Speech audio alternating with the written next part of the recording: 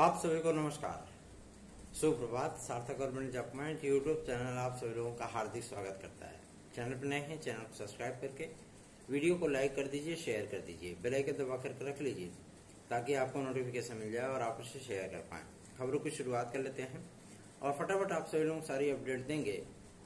उसके पहले आप सभी लोगों से एक निवेदन भी, गर्मियां बहुत तेज हैं और आप सभी लोग कम से कम घर में अगर 5 सदस्य हैं तो आप लोग कम से कम 5 पेड़ अवश्य लगाइए, ठीक है ना।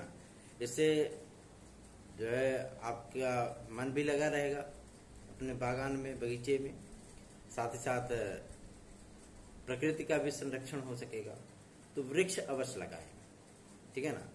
और कोशिश ये करें कि उस वृक्ष को लगाने के बाद उसकी अच्छी से सेवा भी करें। हम यहाँ पे भी हैं, यहाँ पे भी हमने गमलों में ढेर सारे पौधे रोप रखे हैं और रोज आधे घंटे उनकी देखभाल में जरूर देता हूँ। उनको पानी देना, गुड़ाई करना और खाद डालना, सारी चीजें वो हम कंटिन्यू करते हैं और आज से नहीं 4 साल से कर रहे हैं और सारे के सारे पौधे हरे भरे हैं। बड़ा देख करके सुकून मिलता है उन्हें। तो आप सभी लोग भी ये प्रक्रिया अवश्य अपनाइए। चलिए खबरों की शुरुआत कर लेते हैं। फटाफट आप सभी लोग सारी अपडेट देते हैं। पहली अपडेट है आप सभी लोगों की उत्तर प्रदेश लोक सेवा आयोग से। उत्तर प्रदेश लोक सेवा आयोग इसमें पीसीएसजे को लेकर के उलझ गया है, अर्थात पीसीएसजे का विज्ञापन फिलहाल तो अभी जारी नहीं होने वाला, ठीक है ना। और इसका स्थान आपका जीडीसी ले सकता है, मतलब गवर्नमेंट डिग्री कॉलेज का असिस्टेंट प्रोफेसर की वैकेंसी पीसीएसजे का स्थान ले सकती है। जब तक कि ये कॉपी बदलने वाला विवाद जो है समाप्त नहीं हो जाता है, तब तक ये प्रक्रिया आपकी जो है सुचारू रूप से चलेगी नहीं, ठीक है ना। तो अभी ये चीजें आप अपने दिल दिमाग से निकाल दीजिए कि पीसीएसजे का कोई विज्ञापन अभी फिलहाल आने वाला है, क्योंकि जब तक ये मामला सॉर्ट आउट नहीं होगा तब तक आपका पीसीएसजे का कोई नया विज्ञापन जारी नहीं होगा, पहला। दूसरा ये कि एलडी ग्रेड और जीएससी प्रवक्ता के लिए ये पुख्ता और प्रमाणिक सूचना मिल गई कि ऑनलाइन अध्याचन वो प्रेषित कर दिए गए हैं उत्तर प्रदेश लोक सेवा आयोग को। और उत्तर प्रदेश लोक सेवा आयोग ने अभी तक फिलहाल किसी भी तरीके से उन्होंने कोई जानकारी नहीं दी है कि वो विज्ञापन जारी करेंगे अथवा नहीं करेंगे। हालांकि माध्यमिक शिक्षा मंत्रालय में जब हम सभी लोगों ने ईमेल्स भेजे थे तो वहां से इस बात की सूचना मिल गई थी कि 13 तारीख को होने वाली मीटिंग, जो कि एक हाई लेवल मीटिंग होगी और खास तौर पर भर्तियों को लेकर के या विज्ञापनों को लेकर के, ठीक है ना। जो भर्तियां जो आपकी विज्ञापन की प्रक्रिया से गुजर चुकी हैं, आवेदन हो चुके हैं, उन तमाम चीजों को लेकर के आदरणीय मुख्यमंत्री महोदय को ये सारी बातें बताई गई थी अधिकारियों के माध्यम से।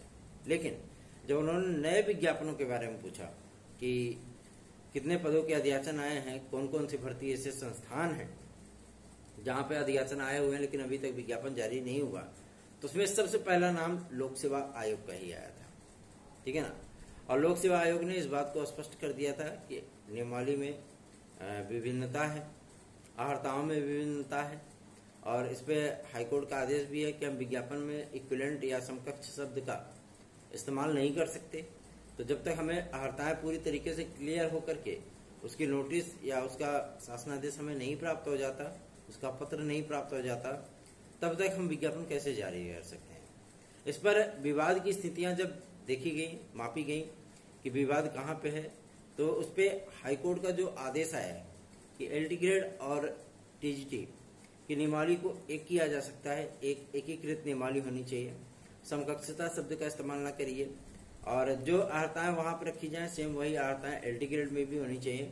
इन तमाम चीजों को लेकर के मुख्यमंत्री महोदय ने अधिकारियों को कड़े निर्देश जारी किए थे कि आप पहले 1 हफ्ते के भीतर, मतलब 3 से 4 दिन के भीतर, 3 दिन का समय तो वैसे फिलहाल दिया था उन्होंने, लेकिन अधिकारियों ने अपने से 1 दिन बढ़ा दिया कि 4 दिन का समय दिया गया है, अच्छी बात है। और हम लोग शैक्षिक अहर्ताओं को लेकर के और साथ ही साथ अपडेटेड नियमावलियों को लेकर के बारीकी से उसका निरीक्षण चल रहा है और उम्मीद की जा रही है कि मंगलवार या बुधवार तक ये सभी की सभी अपडेटेड नियमावलियां वो शासन के सम्मुख मंजूरी के लिए प्रेषित कर दी जाएंगी। अभी आज ही आप सभी लोगों को एक सूचना प्राप्त हुई होगी कि उसका विज्ञापन जारी किया गया उप सचिवों के लिए। तो पहले अध्यक्ष और सचिव की नियुक्तियां, क्योंकि सचिव जो है वो प्रतिनियुक्ति पे आएंगे, है ना। तो परमानेंट सचिव का होना अत्यंत आवश्यक है, परीक्षा नियंत्रक का होना अत्यंत आवश्यक है। अभी एक उप सचिव है तो उसके माध्यम से काम चल जाएगा, कोई दिक्कत नहीं। परीक्षा जैसी गतिविधियां वो शिक्षा सेवचयन आयोग कंटिन्यू कर सकता है जब परमानेंट अध्यक्ष वगैरह आ जाएंगे, है ना। तो ऐसी परिस्थितियों के लिए मैं आपको लोगों को स्पष्ट कर दूं कि जुलाई के प्रथम सप्ताह समाप्त होने के पहले पहले, मान चलिए 4 जुलाई तक, बोर्ड आयोग में सभी उप सचिवों की नियुक्तियां भी हो जाएंगी। उसके पहले भी हो सकता है, ठीक है ना, उसके पहले भी हो सकता है, 2 या 3 तारीख को हो सकता है। साथ ही साथ अभी आप लोगों को ये लग रहा होगा कि अभी परीक्षा तिथियां तो उद्घोषित हुई नहीं है। तो परीक्षा तिथियां आप लोगों को मैं बता दूं कि बस थोड़े दिनों की प्रतीक्षा और शेष है। अध्यक्ष महोदय आने वाले हैं जो पूर्णकालिक होंगे, परीक्षा नियंत्रक उनके साथ आने वाले हैं। उसके बाद आपके परीक्षा तिथियों की घोषणा वो कर ली जाएगी, ठीक है ना। पहली परीक्षा आप लोगों को असिस्टेंट प्रोफेसर देखने को मिलेगी और उसके लिए सेंटरों का पूरा जो लेखा जोखा मांगा गया था, उसकी जो ड्यू डेट रखी गई थी वो 14 जून रखी गई थी। 14 जून के पहले पहले सेंटरों का पूरा डिटेल इन्हें प्राप्त हो जाएगा और किस तरीके की कार्यप्रणाली रहेगी, किस तरीके से पेपर सेट होगा, किस तरीके से परीक्षाएं कराई जाएंगी, ताकि किसी भी प्रकार से, भाई आयोग है, नया नवेला भी बना हुआ है, किस तरीके से वहां पे कार्य होगा, कैसे प्रोसेस आगे बढ़ाया जाएगा, ये सारी बातें देखने वाली चीजें होंगी, ठीक है ना। तो आप लोगों को चिंतित होने की आवश्यकता नहीं है, अपनी तैयारियों पर आप लोग फोकस करिए। हम लोगों के प्रयासों के माध्यम से बहुत सारी चीजें बदली हैं और आगे भी बहुत सारी चीजें बदलेंगी, क्योंकि हम लोगों की नजरें उत्तर प्रदेश लोक सेवा आयोग की मंगलवार को होने वाली मीटिंग पे भी है, साथ ही साथ शासन स्तर पर होने वाली मीटिंग में भी है। क्यों? क्योंकि अधिकारियों के माध्यम से एज रिलैक्सेशन के मुद्दे को भी उठाया गया था, ठीक है ना। क्योंकि जब पार्टी के हार की, जब मतलब बीजेपी के हार की गणना की जा रही थी, मंथन किया जा रहा था, तो उसमें बहुत सारी चीजों को मतलब कार्यकर्ताओं को भी इंक्लूड किया गया कि आखिर वजह क्या रही जिसकी वजह से जो है पार्टी की हार हुई है उत्तर प्रदेश में। हम सभी लोगों ने बहुत सारे रीजन बताए हैं और खास तौर पर मैंने जो 5 मुद्दे उठाए थे, उन 5 मुद्दों में हमारे भाई बहनों का मुद्दा 4 होता, ठीक है ना। 4 मुद्दे ऐसे थे जो कि हम लोग लोकसभा चुनाव के पहले चिल्लाते रहे, लेकिन वो फुलफिल नहीं हो पाया। पहला मुद्दा था एज रिलैक्सेशन का, कि बहुत से राज्यों ने, यहाँ तक कि सेंट्रल गवर्नमेंट ने, एसएससी ने एज रिलैक्सेशन दिया, लेकिन यहाँ की सरकार ने, मतलब योगी आदित्यनाथ जी ने जो है एज रिलैक्सेशन प्रोवाइड नहीं किया, जबकि कई राज्यों ने, पड़ोसी राज्यों ने भी विद्यार्थियों को एज रिलैक्सेशन दिया है, ठीक है ना। और दूसरा सबसे महत्वपूर्ण रीजन रहा कि भर्ती आयोग जो बनाया गया है वो 4 साल से अभी पूर्णकालिक कार्य करता हुआ नहीं नजर आ रहा है। सदस्य तो आ गए, लेकिन अभी पूर्णकालिक कार्य नहीं कर रहा है। वो अध्यक्ष नहीं है, परीक्षा नियंत्रक नहीं है, उप सचिव नहीं है, जिसकी वजह से दिक्कतें आ रही हैं। तीसरा महत्वपूर्ण रीजन रहा कि जो विज्ञापन जारी हुए थे, जो आवेदन हुए थे, उनमें पदों की संख्या बेहद कम है और साथ ही साथ विद्यार्थियों की संख्या, आवेदन करने वालों की संख्या बहुत ज्यादा है, लेकिन परीक्षाएं नहीं हो पा रही 2.5-3 साल से। चौथा महत्वपूर्ण रीजन था कि इतने दिनों से अध्याचन आने के बाद लोक सेवा आयोग शैक्षिक अर्हताओं का रोना रोता है। लोक सेवा आयोग विज्ञापन जारी करने में आनाकानी करता है, जबकि 3-3.5 साल 4 साल से आकर के अध्याचन एलटी ग्रेड और जीआईसी लेक्चरर, खंड शिक्षा अधिकारी आदि के पड़े हुए हैं, लेकिन विज्ञापन जारी करने की कोई समय सीमा निर्धारित नहीं की जाती। ये तमाम ऐसे कारण थे जो हमारे भाई बहनों के, प्रतियोगी भाई बहनों के मुद्दे से जुड़े हुए थे और यही चीजें उठाई गई। मैं आप लोगों को आश्वस्त करना चाहता हूं कि आप लोगों के एज रिलैक्सेशन का मुद्दा बहुत जल्दी, क्योंकि समाप्त होने चल रहा है, क्योंकि जब विज्ञापन उत्तर प्रदेश लोक सेवा आयोग से जारी होंगे उसमें आप लोगों को आय वर्ग की छूट मिलेगी, ठीक है ना।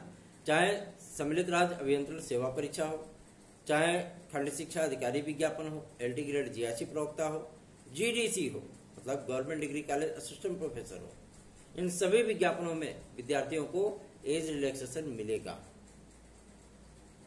इसलिए आप लोग इसके लिए तो बिल्कुल भी चिंतित मत होइए। दूसरा कि आप लोगों का एलटी ग्रेड और जीएससी प्रवक्ता का विज्ञापन जारी हो, क्योंकि लोक सेवा आयोग ने जिस तरीके से उन्होंने एकदम क्लियर कर दिया कि हम 2 चरणों में पेपर कराएंगे, तो अब सारा का सारा दारोमदार शिक्षा निदेशक, माध्यमिक शिक्षा सचिव और शासन स्तर पे आ गया है। वहां से क्लियरेंस मिले तो आप लोगों के विज्ञापन की स्थितियां स्पष्ट हों। उम्मीद की जा रही है कि 13 तारीख के बाद ये विज्ञापन और जो मिलना जुलना होगा अनुमतियां, वो भी 2 दिन के अंदर फाइनल हो जाएंगी।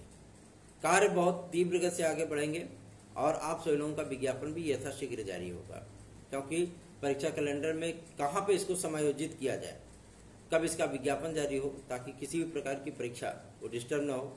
उत्तर प्रदेश लोक सेवा आयोग भी इस बात को अच्छी तरीके से जानता है कि विज्ञापन जारी करने के लगभग 1.5 से 2 महीने के अंदर हमें एलटी ग्रेड और जीएससी लेक्चरर दोनों के पेपर कराने होंगे, और उनके लिए ये सबसे बड़ी चुनौती भी है इस बात को लेकर के कि भैया कम से कम इसमें 18 से 22 लाख आवेदन होंगे। ठीक है, इतनी बड़ी संख्या में उत्तर प्रदेश लोक सेवा आयोग विद्यार्थियों को कंट्रोल पहले फिलहाल नहीं किया है।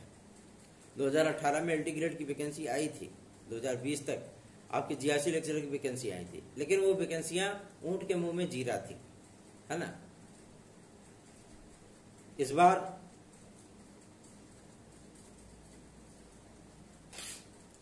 बार जो स्थितियां बन रही हैं उसमें जो अध्याचन भेजे गए हैं उसमें जीएससी लेक्चरर के अच्छे खासे पद हैं। इसलिए आप लोगों को चिंतित होने की आवश्यकता नहीं है। आप लोग अपनी तैयारियों पर फोकस रखिए। सार्थक government job point YouTube channel को अधिक से अधिक स्नेह दीजिए, शेयर कीजिए वीडियो को, ताकि हम सभी लोगों का भी उत्साह बढ़ सके।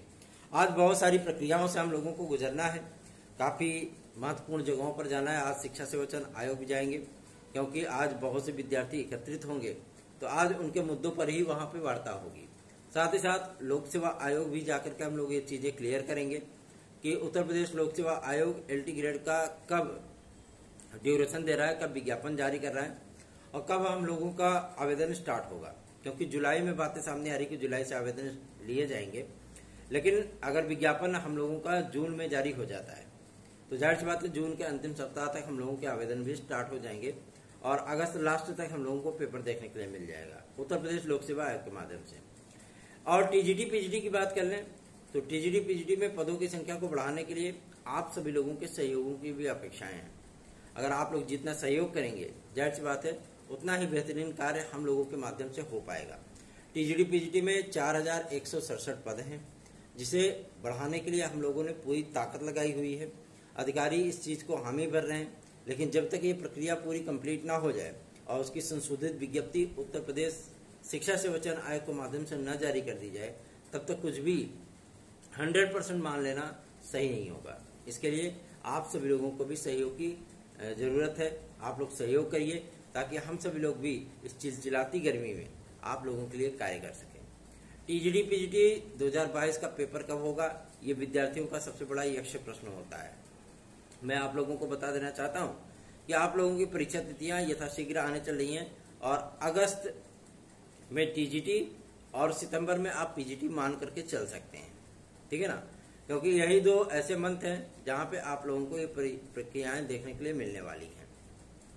और प्राथमिक शिक्षक भर्ती के लिए भी अब पदों का ब्यौरा तैयार किया जा रहा है और प्रमोशन वाला जो मुद्दा है वो भी 2-3 दिन में स्टार्ट होने चल रहा है। 30 जून तक ये प्रक्रिया चलेगी।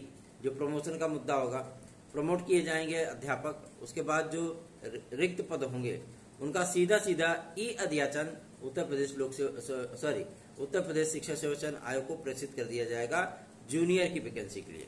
जूनियर में बहुत ज्यादा पदों की कैटेगरी नहीं होगी, मतलब बहुत ज्यादा नंबर ऑफ पोस्ट नहीं होंगे।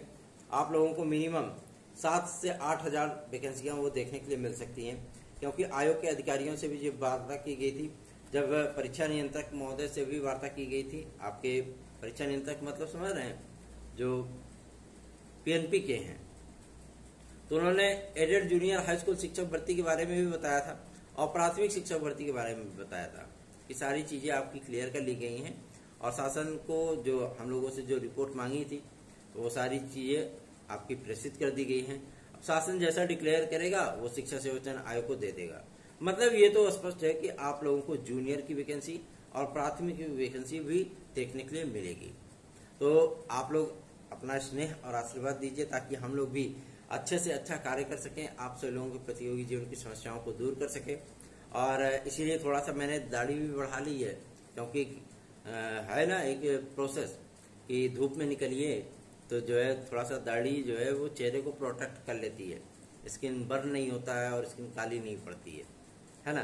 तो इसलिए थोड़ी सी हमारी भी कोशिशें हैं अपने स्वास्थ्य को लेकर के भी, हालांकि गड़बड़ा जाते ही है, कभी सर्दी कभी अभी भी प्रेजेंट टाइम में सर्दी हुई है। और सबसे बड़ी चीज़ है कि मतलब लोग देख करके आश्चर्य में पड़ जाते हैं कि आपको गर्मियों में भी सर्दी होती है। बहुत सही, अब क्या करें, हो गई तो हो गई, ठंडा पानी बर्फ वाला पी लिए, काम जो है कल्याण हो गया हमारा। 9721411385 ये मेरा व्हाट्सएप नंबर है। आप इस व्हाट्सएप नंबर पर हमसे संपर्क करके हमारे नोट्स आदि भी प्राप्त कर सकते हैं। याद रखें, ये notes TET C, TET super TET, TGT, PGT, LT, GSC, UP constable, UP triple SC, DSSB, KVS और बिहार शिक्षक भर्तियों के लिए मुफीद है।